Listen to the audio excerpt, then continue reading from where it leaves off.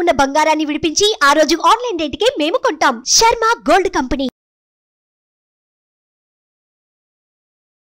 నమస్కారం డాక్టర్ ప్రదీప్ జోషి గారు. శ్రీమాత్రి. ఇంట్లో మనకు తెలియకుండానే కొన్నిసార్లు అటు వైఫ్ అండ్ హస్బెండ్ మధ్య కానివ్వండి, లేదు అనుకుంటే పిల్లలకిను పెద్దవాళ్ళకి మధ్య కానివ్వండి, చిన్న చిన్న సమస్యలు చూస్తూ ఉంటాం, లేదా హెల్త్ ఇష్యూస్ చూస్తూ ఉంటాం. ఎటువంటి దోషాల వల్ల, అంటే ఇంట్లో ఉండేటువంటి ఎటువంటి దోషాల వల్ల మనం చూసే అవకాశం ఉంటుందంటారు? శ్రీ గురుభ్యో నమః. శ్రీమాత్రి. మనము ఒంటిని ఎలా కాపాడుకుంటామో ఇంటిని కూడా అలాగే కాపాడుకోవాలి. ఇల్లు ఒళ్ళు రెండు క్షేమంగానే ఉండాలి, లేకపోతే సమస్యలు అనేటివి వస్తాయి. ఒంటిని మనం ఎలా కాపాడుకుంటాం? ప్రతిరోజు చక్కగా స్నానం చేస్తాం, చక్కని ఆరోగ్యంగా భోజనం చేస్తాం, ఆరోగ్యకరమైన పదార్థాలు తింటాం, అనారోగ్యకరమైన పనులు చెయ్యము. ఇవన్నీ కూడా మనం ఒంటిని కాపాడుకునే పద్ధతులు.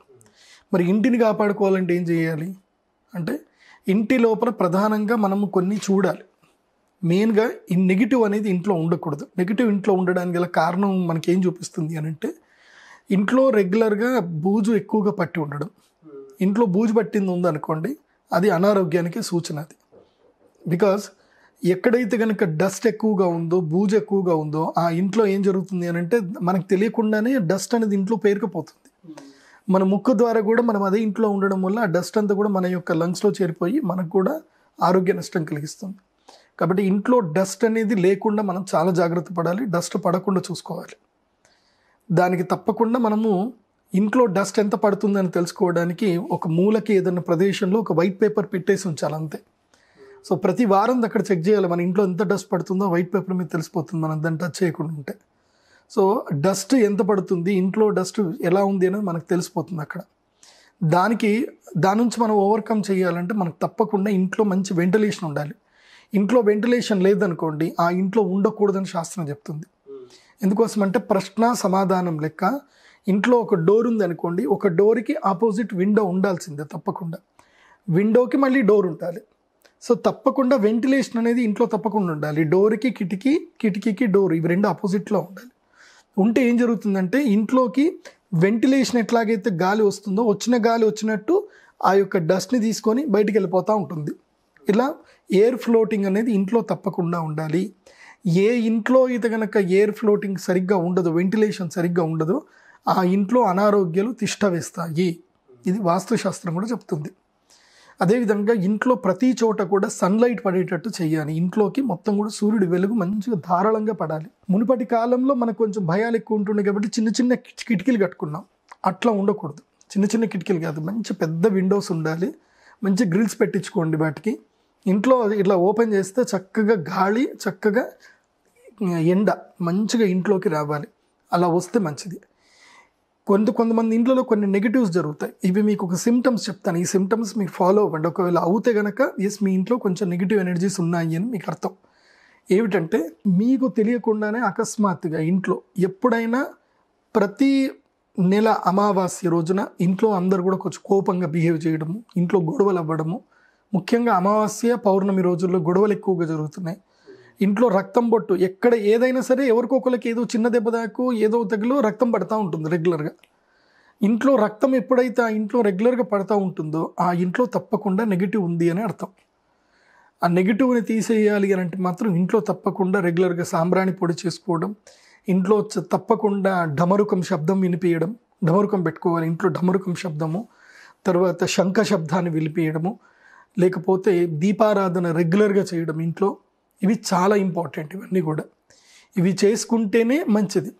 తర్వాత ఇంటికి ఏం చేయాలంటే, ప్రతి అమావాస్య ఏం చేయాలంటే, ఇంట్లో నుంచి అందరూ కూడా బయటకు వచ్చి, అమావాస్య సాయంత్రం 6 గంటల తర్వాత ఏం చేయాలంటే, ఇంట్లో నుంచి అందరూ బయటకు వచ్చేసి ఏం చేయాలంటే, ఇంటికి కొబ్బరికాయ మీద ఒక కర్పూరం వెలిగించి, అది ఇంటికి కానీ షాప్కి కానీ, ఇప్పుడు కొన్ని షాప్స్కి కూడా కొన్ని అసలు బిజినెసే ఉండదు. సో అమావాస్య రోజు ఏం చేయాలి అని అంటే కనుక, కొబ్బరికాయ మీద కర్పూరం వెలిగించి చక్కగా రైట్ సైడ్ ఇలా హారతి తిప్పి, మళ్ళీ లెఫ్ట్ సైడ్ కూడా హారతి తిప్పి, ఇలా లెఫ్ట్ సైడ్ తిప్పుతూ కొబ్బరికాయని పగలగొట్టేసేయాలి కర్పూరం కింద వేసేసి. ఆ తర్వాత ఏం చేయాలి, నిమ్మకాయ ఉంటుంది కదా, నిమ్మకాయని కూడా ముందు కోసి కరెక్ట్గా మధ్యలో గడప దగ్గర కోసి అటుపక్కన ఇటుపక్కన పెట్టి దాంట్లో పసుపు కుంకుమ వేసి అక్కడ కూడా ఇంత కర్పూరం వెలిగించాలి నిమ్మకాయల మీద. ఇలా వెలిగించి ఏవైతే కనుక కుంకుమ నీళ్ళు ఉంటాయి కదా, కుంకుమ నీళ్ళు గడపకి వేయాలి. ఇంకా ఇంట్లో కొంచెం చిత్ర విచిత్రమైన సంఘటనలు జరుగుతున్నాయి, ఇంట్లో ఎవరికైనా ఒకళ్ళకి అనారోగ్యంగా ఉంటుంది, దెబ్బలు తాకుతున్నాయి అంటే అమావాస్య రోజు ఏం చేయాలి అని అంటే ఈ యొక్క కుంకుమ నీళ్ళు ఉంటాయి కదా, కుంకుమ నీళ్ళన్నీ కూడా తీసుకొని ఒక పాత్రలో వేసి కుంకుమ వేసి అందులోపల అమ్మవారి యొక్క మంత్రం చెప్తూ శ్రీమాత్రే నమః శ్రీమాత్రే నమః అని మంత్రం చెప్తూ నీళ్లు పోయాలి. కుంకుమ మీద నీళ్లు పోసి కుంకుమ మొత్తం కూడా ఇది పారాణి లెక్క తయారవుతుంది, అంటే ఎర్రగా తయారవుతుంది నీళ్ళు. ఆ ఎర్రటి నీళ్ళని ఏం చేయాలి అని అంటే ఇంటి చుట్టూ కూడా ఏం చేయాలంటే ఇలా ధారగా పోసుకుంటూ రావాలి ఇంటి చుట్టూ. మీరు ఏ మంత్రాలు అక్కర్లేదు, శ్రీమాత్రే నమః అమ్మవారి యొక్క మంత్రం, దానికి మించిన గొప్ప మంత్రం ప్రపంచంలో ఏది లేదు. శ్రీమాత్రే నమః అనే మంత్రంతో చక్కగా ఇంటి చుట్టూ ఈ యొక్క కుంకుమ నీళ్లు పోయాలి.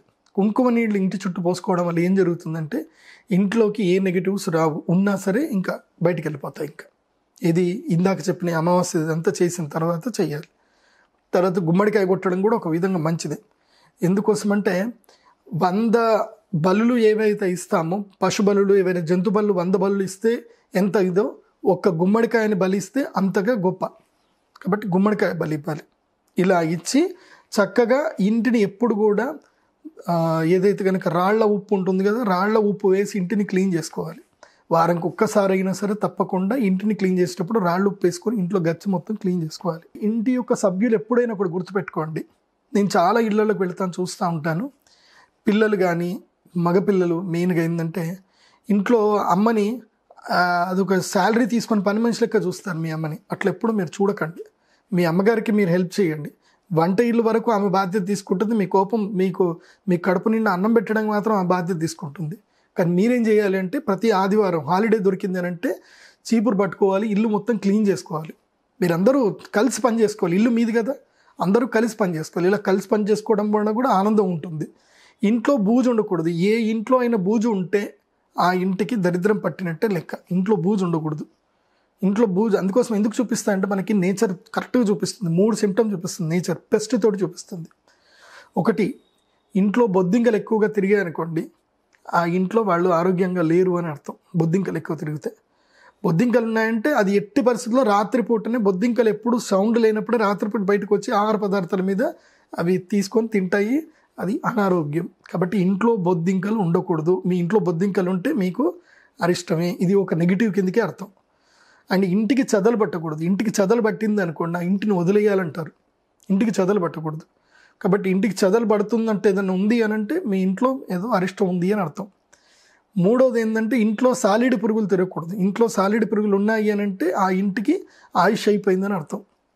కాబట్టి ఆయుష్ అయిపోయింది అని అంటే ఇక మీరు ఇంట్లో సరిగ్గా ఉండరు అని అర్థం. ఇంటికి ఆయుష్ అయిపోయింది అని అంటే ఇంట్లో ఉండే వాళ్ళకి కూడా ఆయుష్ అయిపోతుందని అర్థం. కాబట్టి ఈ 3 ఇంట్లో లేకుండా చూసుకోవాలి. అది కాకుండా ఇంట్లో ఎప్పుడైనా గుర్తుపెట్టుకోండి, మీరు ఈ యొక్క సిస్టమ్ మీ ఇంట్లో పెట్టుకోండి. మీరు భోజనం చేయగానే మీరు తిన్నటువంటి పళ్ళను తీసుకొని మీరు చేతి కడుక్కొని మీరే కడిగేసి మీ అమ్మకి అనుకూలంగా ఎక్కడ పెట్టాలో అక్కడ పెట్టేసేయండి మీ ఇంట్లో. మా ఇంట్లో నేను భోజనం చేయగానే నా పళ్ళని నేనే తీసేసుకొని వెళ్ళి పళ్ళని కడిగి అక్కడ పక్కన పెట్టేస్తాను. నేను ఇప్పటికీ మా ఇంట్లో అదే పద్ధతి నేను పాటిస్తాను. మీ ఇంట్లో ఆ పద్ధతి మీరు పాటిస్తారా?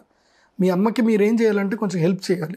సాయంత్రం వేళ అయింది అని అంటే ఆ మొబైల్ పట్టుకొని ఏవో వీడియోలు చూస్తూ కాదు, అమ్మ వంట చేసింది కదా మనం పాత్రలు కడిగిద్దాం అని చెప్పి. ఎందుకోసమంటే ఇంట్లో ఎప్పుడైనా సరే రాత్రి పూటకి తెల్లారి పాచి పదార్థాలు ఉండకూడదు. రాత్రికి క్లియర్గా పాచి పనులు అయిపోవాలి మొత్తం కూడా. ఇంట్లో గిన్నెలు ఎట్టి పరిస్థితుల్లో తొట్టెలో ఉండకూడదు. మళ్ళీ తెల్లారి కానీ ఫ్రెష్ మూడ్తో స్టార్ట్ అవ్వాలి, కానీ తెల్లారి కానీ పాచి గిన్నెలు కడుక్కుంటూ కూర్చుంటే మంచిది కాదు. ఇంకోటి ఏంటంటే పాచి అన్నం ఏదైతే ఉందో పాచి అన్నం వాసన కూడా ఇంట్లో రాకూడదు. ఇంట్లో అన్నం నీరు గారితే ఇంట్లో శక్తి కూడా నీరు గారుతుంది అంటారు. Smell is most important. వాసన వచ్చిందనుకోండి, ఆ బ్యాడ్ స్మెల్ ఇంట్లో వచ్చిందనుకోండి, పాచి వాసన, ఇంకా ఇంట్లో మూడు కూడా చనిపోతుంది, మూడు కూడా పోతుంది. ఆ తర్వాత ఆ పాజిటివ్ ఎనర్జీ ఏదైతుందో అది స్పాయిల్ అయిపోతుంది. ట్రూ అండ్ మానసికంగా మూడ్ ఆఫ్ అయిపోతాం ఫస్ట్. ఎందుకోసం అంటే ప్రతి ఇంట్లో అమ్మ కీలకం. ఇవన్నీ అమ్మనే కదా చూసుకునేది, ఇల్లు అంటే అమ్మనే. కాబట్టి వీడియో చూస్తున్న ప్రతి ఒక్కరు కూడా మీ అమ్మకి ఈ విషయంలో మీరు సహాయం చేయండి.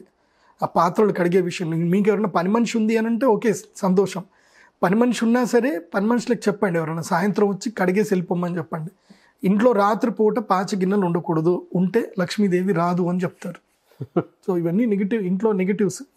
సో నేను చెప్పిన ఈ చిన్న చిన్న రెమెడీస్ చేసుకోండి, హ్యాపీగా ఉండండి, సంతోషంగా ఉండండి. ఇంట్లో ఎక్కువగా అనారోగ్యాలు పాలవుతున్నారనుకోండి, వేప ఆకులు ఉంటాయి కదా, వేపాకులు తీసుకొచ్చి ఇంటికి కట్టేసుకోండి. మామిడాకులు, వేపాకులు ఇవి చాలా గొప్పవి, ఇంట్లో కట్టుకోండి, మంచిది. Sure sir. Thank you so much doctor Pradeep Joshi గారు. సుమన్ టీవీలో మీ పర్సనల్ అండ్ బిజినెస్ ప్రమోషన్స్ కోసం కింది నెంబర్కి కాంటాక్ట్ చేయండి.